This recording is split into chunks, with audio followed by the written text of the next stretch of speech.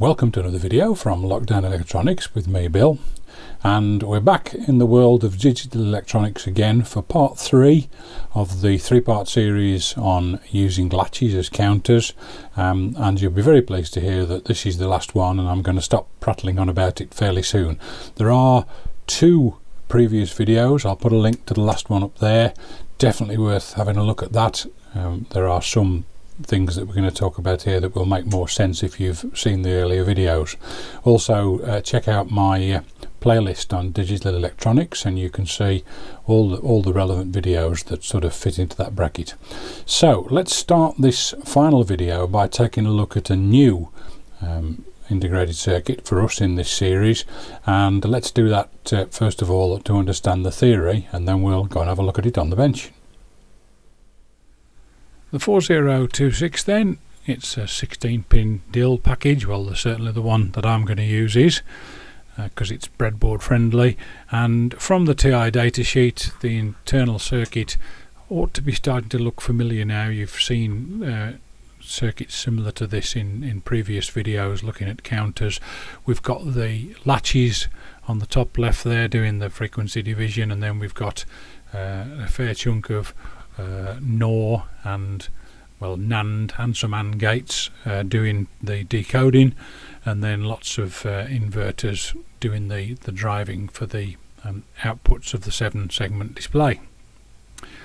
So hopefully relatively straightforward. Yes, it's complex, but the principle of operation is relatively straightforward. Connecting it up then, we're going to connect the 4026 directly to the 7-segment display. Now CMOS chips will stand in this case up to 20 volts on the supply. I'm limiting my supply to 5 volts, which means that there's no way I'm going to draw sufficient current for it to be a problem connecting the chip directly to the LEDs. If you're going to use a higher voltage than 5, you definitely need some current limiting resistors. That's definitely good advice, but for the purposes of breadboarding this, it's going to work fine just like that. So we've got the common cathode 7-segment display on the right there with its cathodes connected to ground. The clock input goes into pin 1 on the chip on the left hand side there. Pin 16 at the top and pin 8 at the bottom are the supply rails, positive and negative respectively, and there's just 3 more lines we need to do something with, because if we leave them floating it'll create problems, and they are pin 3, which is the display enable. We need to hold that high, that keeps the display turned on. Clock enable, pin 2 needs to be held low so that the clock pulses are taken notice of. If we hold that high, effectively it's like switching off the count. And reset, we need to hold low. If we take reset high, it would clear the display.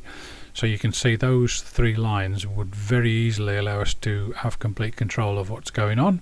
If we so wanted it, we could reset the display, we could blank it, or we could pause the clock, or pause the count, sorry. Okay, so let's look at that on the breadboard, and it's quite straightforward really. It's a bit of a faff to wire up on the breadboard because the various connections to the 7-segment display, I'm just using the right hand digit incidentally, those connections aren't necessarily all on the same side of the 4026, but it's relatively straightforward. And the red wire which is coming down from the top on line 10 of the breadboard is the input to the clock that's coming from my signal generator. So let's, without further ado, have a look at that on the bench. Okay, so here's the 4026 as you've just seen, set out on the breadboard, chip here, and most of this wiring here is simply just to get the lines to the 7-segment display. And coming in on this red wire here is an input from the signal generator, which is going to be producing logic pulses, currently set to 1 Hertz, but not enabled yet. So I'm going to enable that now at 1 pulse a second, and hopefully you can see this is delightfully simple. Each time a pulse comes in, the counter increments by 1. When it gets to 0, we start again with 9, remembering this is a decimal counter and we don't have that issue where 4-bit binary from the previous video was able to count higher than 9. So it just ticks away there perfectly well, and if you want to up the frequency you can certainly go very fast indeed. That's 10 Hertz, and it's more than possible to go up to something like, say, 50 Hertz, where it's now not actually possible to see that the display is changing. If I drop that back down again to something that's a little bit more readable, we're back to 10 Hertz there, so you can see that the counter does indeed do the job rather nicely. So it's delightfully simple compared to having to use in the past either one chip with a binary display or two chips to do the conversion. So a handy little chip. Now I want to have a look at something else this chip will do. So to do that, I'm just going to get the scope set up, so I'll just do that and then I'll come back.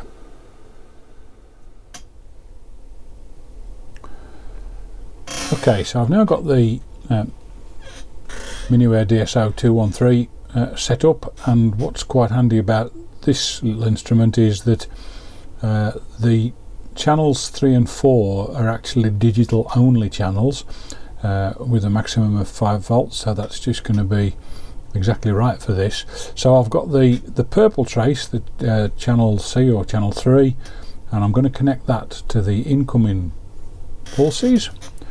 Now I've actually got it at a frequency of 10 Hertz, so it's easy to see. So we've got the 10 Hertz pulses running along there, and now what I want to do is I want to probe pin 5 of the chip, which is potentially going to become very useful to us. So that's pin 5,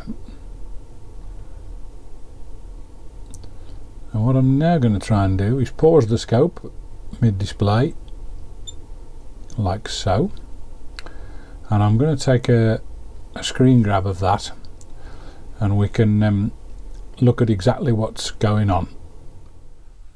Okay, here's that scope screen grab. Pin 1 is the top trace, pin 5 is the bottom trace, and if I just number the pulses arbitrarily for you there, the pulse I've numbered 1, we see that pin 5 goes low at that point. It goes high again at the start of pulse 6 and goes low again at the start of what is pulse 11 on there. So in other words, we're getting 1 pulse every 10, and on the data sheet this pin is referred to as the carry out, and if you think about it mathematically, that's exactly what it is. Once the counter can no longer count above its single digit 0 to 9, it needs to go to 10, and of course it can't do that, so the pulse that it outputs allows you to do something with the next order of magnitude alongside digit, if that makes sense. Let's have a look at that on the bench and try and visualize what's going on. Okay, here's the counter ticking away, and we've just seen what's going on with pin 5. So I've just taken a jumper across there from pin 5, and I've got an LED here, so I'm going to just pop that in there, and if that's the right way around, it is indeed. You can hopefully see that lights up and eventually goes out, and what we can actually see, which was probably easier to see here than on the scope, is that that output goes low at about count 5 and goes high again at 0. Now it's maybe not immediately obvious with a 10 Hertz input signal, but if I up that 1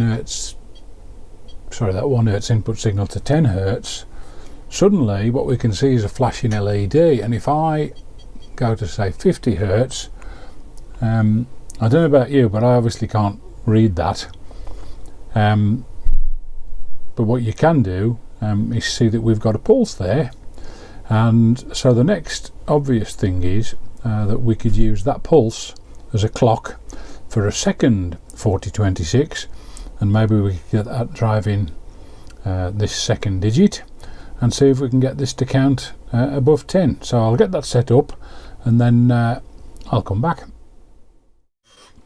Okay, here's the second 4026 now wired to this first digit, and this long yellow wire here takes the output of pin 5 to the clock input of the second chip. So we'll power up. Now There is a facility on these chips to take one of the pins high, which would reset them, so this is just going to start somewhere randomly, power it up. Just started at 21. It doesn't matter for now. What I'm now going to do is start the 1 Hertz pulse. So as you can see, she's counting away there, and let's see what happens.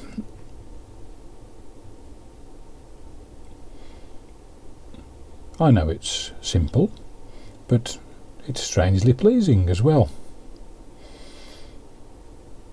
So we're counting away there, as you can see, and it's a bit like watching paint dry. So let's go up to 10 Hertz, where you can probably just about see that second digit changing, but you can indeed see that when we get up to 99 we go back to 0 and on goes the counter.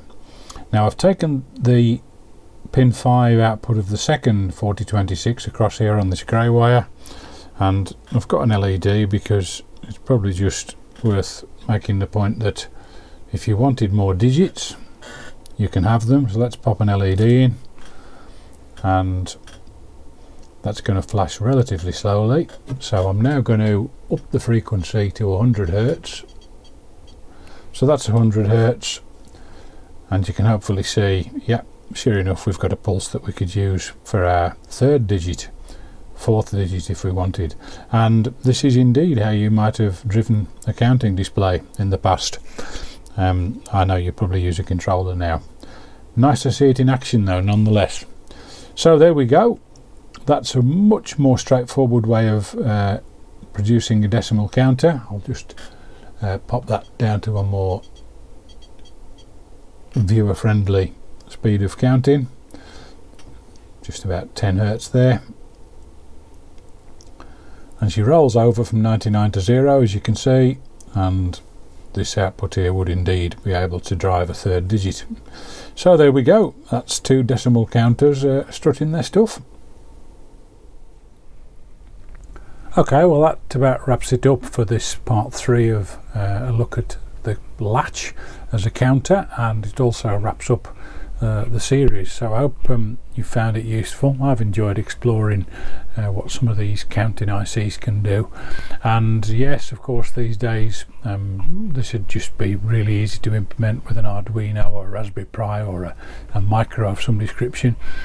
But I can certainly remember the electronics mags in the 70s and 80s were full of projects like this, which made use of countless chips like this that enabled you to produce effectively a digital output in the days before computers were very common, and they've still got their uses today too. So if you've liked the video, please click the thumbs up. If you're not subscribed, it'd be great if you could subscribe. That will help the channel. Thanks very much for watching, and look forward to seeing you on the next video.